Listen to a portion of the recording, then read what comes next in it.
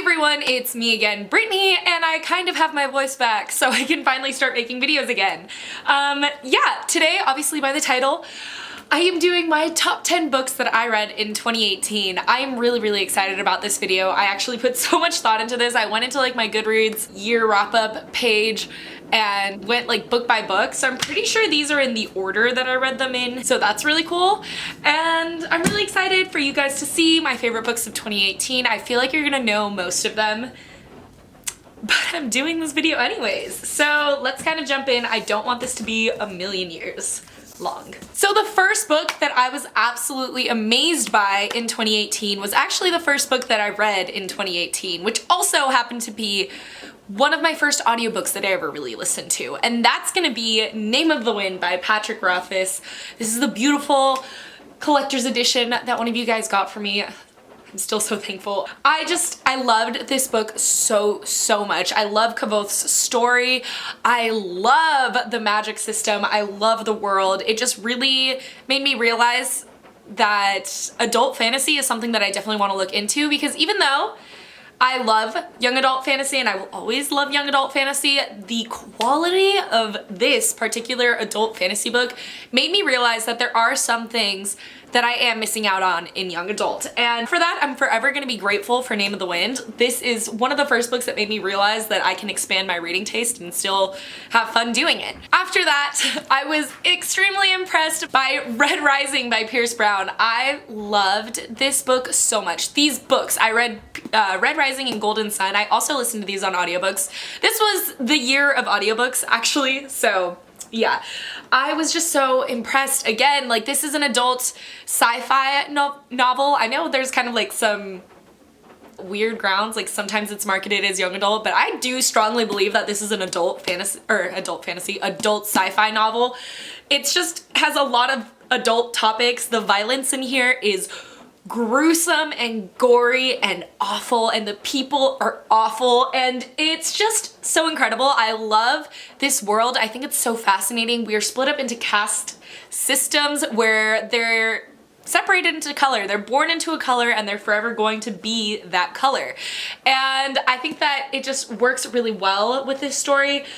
We have Darrow, who was born a red and who was always gonna be a red, and he was kind of happy being a red, which is like the workers, the slaves almost of this society. You have him kind of go through this journey and find out about all the other colors and all the other systems and the inequality in their world, and he wants to topple it.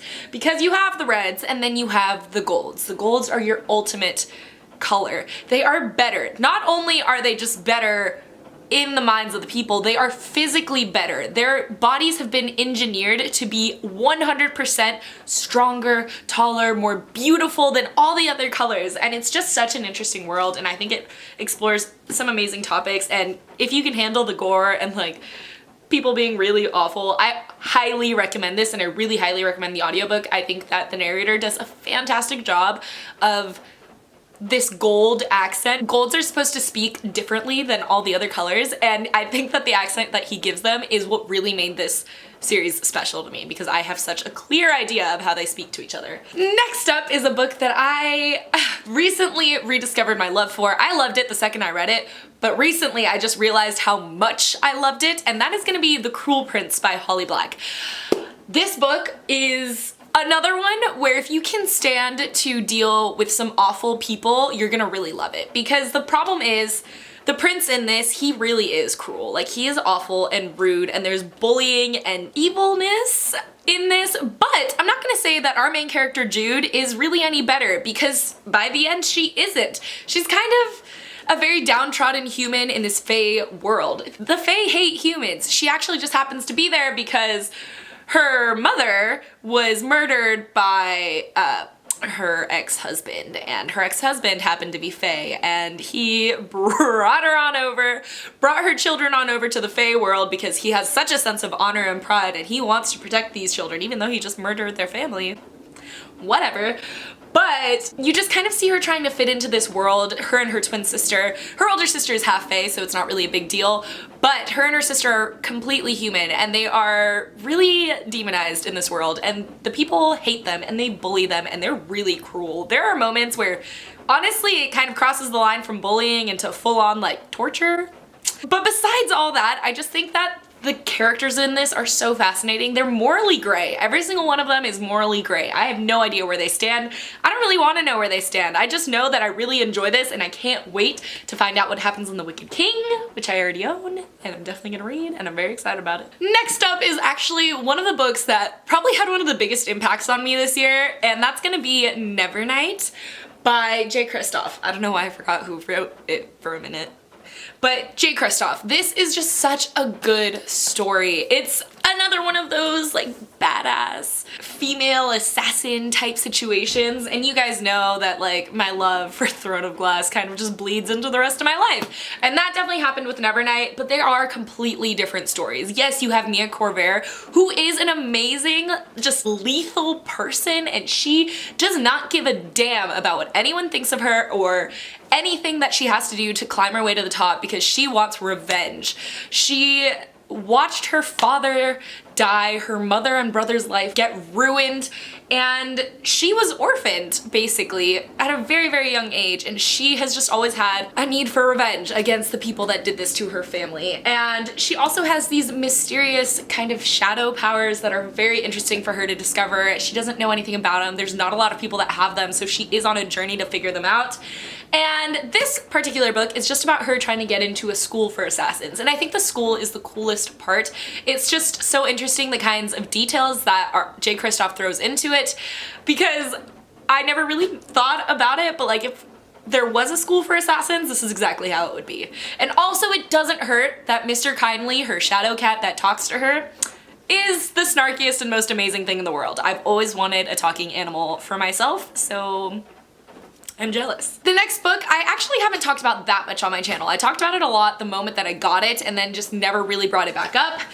And that's gonna be The Crown's Game by Evelyn Skye. I was just so impressed by this book. It's a fantasy novel set in Russia, and you have these two magicians that, or they're not called magicians, they're called something else. Enchanters? Yeah. You have two enchanters that have to battle it out against each other to win the crown's game and become the king's enchanter. And it's just such a good story. It really, really, really reminds me of The Night Circus by Erin Morgenstern, which if you didn't know, The Night Circus is one of my favorite books of all time.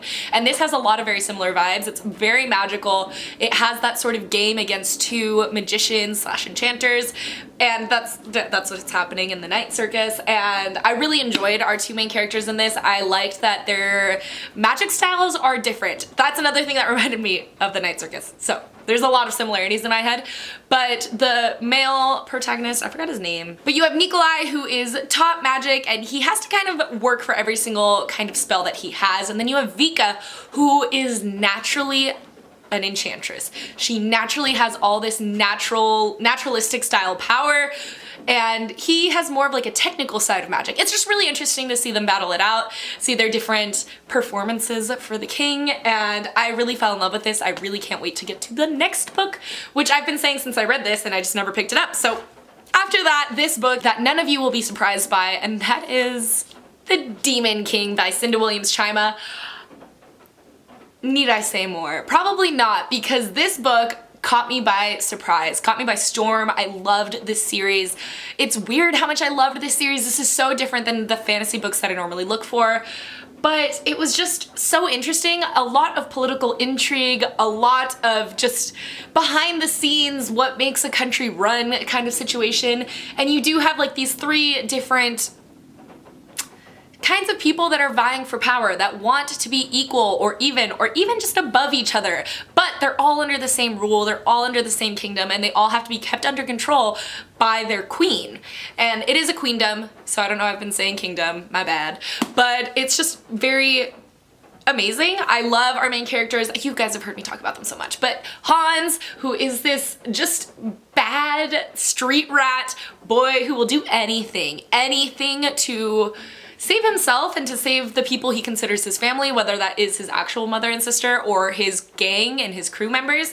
He just will do anything for them. And he's sort of reformed though in this whole story, and he doesn't really want to be a street rat, but he just keeps getting dragged down.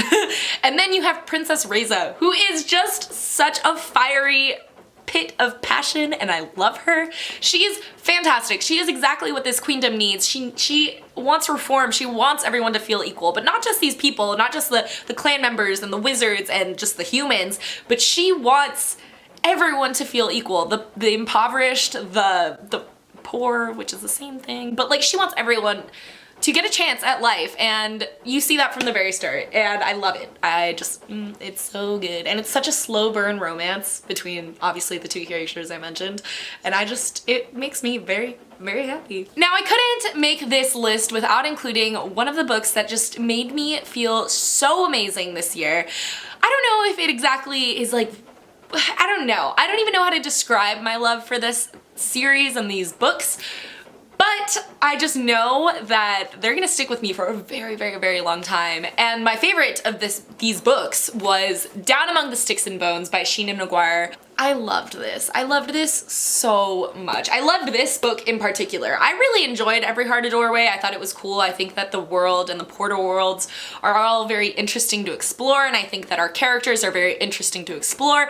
But specifically Down Among the Sticks and Bones was just, it's exactly what I wanted. Like, this was specifically Jack and Jill's story and their world and the portal world that they visited, and from the get-go it was very interesting. We get to see kind of why Jack and Jill became Jack and Jill, why they felt the need to go into this portal world, and how they were raised and why they were raised that way. And I just think it's a very interesting exploration of just parenting in general in the very beginning, and not just like parenting in general, I guess like bad parenting. It kept me hooked. I was so fascinated by the story, and then we went into the portal world and I loved it even more. Like, this world is just so dark and gloomy. They went into the swamps. I forget what it's called, but they go into this world that's just dark and gloomy, and you have a vampire ruling over them, and you have an evil scientist, evil genius scientist that's making kind of Frankensteins, and you just see Jack and Jill take their separate ways, and it's just such an interesting story. I loved it so much. I loved the inclusion of pictures, and I had a really good time reading this, so yes. After that is a book that actually caught me kind of by surprise, and that's the reason it's on this list, and that's gonna be Layer of Dreams by Libba Bray. Wow, was I surprised. I read The Diviners a year or two ago, and no, a year ago. I read The Diviners a year ago, and I was just not very impressed overall. I loved the audiobook. I loved the narrator. I think that she did a great job, but I just wasn't impressed by The Diviners. I thought the story was interesting, but it wasn't interesting enough to be that long, and I thought the characters were pretty cool, but I didn't really know anything about them after The Diviners, and I was very hesitant to go into Layer of Dreams, but I had already bought it, so I was like, I have to read this. And I listened to the audiobook for this one as well, and I loved it. This was fantastic. This was everything that I was kind of missing out of The Diviners. This story, this like creepy tale that's happening in this one is so worth the large book. Like, it's so worth it. It's so fantastic. I love the big bad in this one. I love trying to figure out why they are the big bad. Like, it was just such an interesting mystery, and we get to find out so much more about our favorite characters. I feel actually connected with them. I feel like we know them so much better, because in the first one they were just kind of their stereotypical versions of themselves, and you didn't really get anything else out of them. And in this one you just get to see them so much deeper and get to understand them better and get to know that like they aren't just that stereotypical person that they were put out to be in The Diviners. And it just made me fall in love with the story all over again. I really enjoyed the exploration of magic in this one, because I think that their magic is way more of a focal point in this book, and we get to see different ones, not just like Evie's like holding an object and seeing its past. We get to see the other kinds of magic, and I think that that was a nice touch. So yeah, if you guys also had that situation where The Diviners kind of left you feeling very meh, like it was a cool story but like you really just didn't get anything else out of it, I still highly recommend going on to Layer of Dreams. Also, the audiobook is super creepy for this one. Like, really well done, but like very creepy in times, and I loved it, so. The next baby that I have to talk about is probably, this is actually the one that you've all been waiting for. You've all been waiting for this book to appear on my best books of 2018 list. So duh, I have to bring it up. And that's gonna be Kingdom of Ash by Sarah J Maas. I did what all the cool kids were doing, and I like flipped my Barnes & Noble cover inside out so that like Aylin's always staring at me. I love it. I loved this book, this finale. I'm not gonna lie, I've talked about this so much at this point. Like, I have a whole reading vlog on it, so watch that. Even if you haven't read it, I have a spoiler-free section in the beginning, so yes.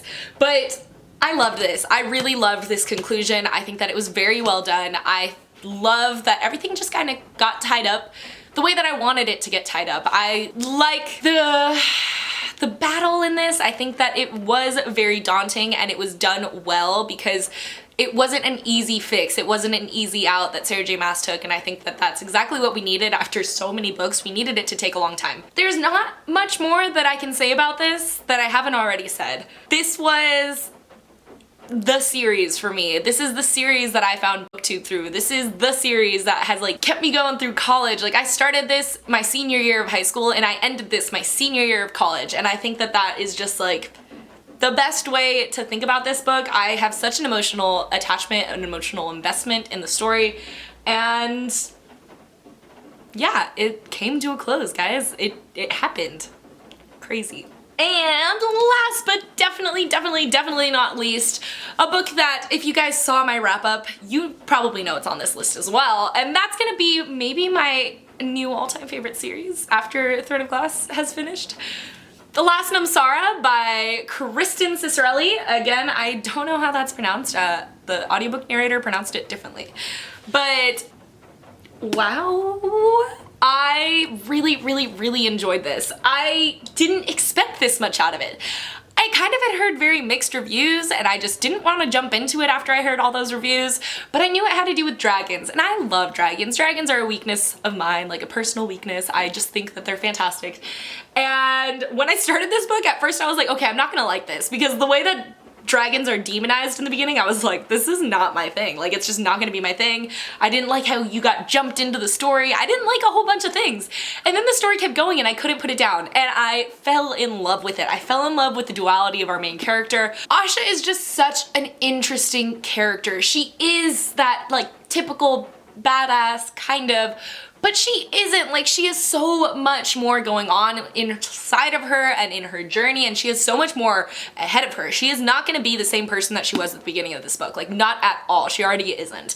And I just think that the kingdom is very fascinating, the mythology is intriguing, the religion is fantastic, the history is great. Everything about this story, everyone is great. Everyone, you have no idea what anyone's intentions are, and you really just don't know where you're gonna end up. At least that's how I felt. And yeah, I loved it. I really loved it. I love that Asha thinks she's this evil person. She truly believes it. She thinks that she's evil and that she needs redemption, and that the only way she can get redemption is by doing what the people want her to do and slaying dragons. And as the story progresses, you start to really wonder if she is as evil as everyone has made her out to be, and how it was that she ended up with this evil title of Iskari, because the Iskari is demonized in their religion. It's this like death bringer kind of god, and she thinks that she's really the Iskari, and who are we to say she isn't? But like, maybe she isn't. And I just really enjoyed this. I loved this a lot. A lot. Okay, those were all the books. Those were the 10 books, my top 10 books of 2018.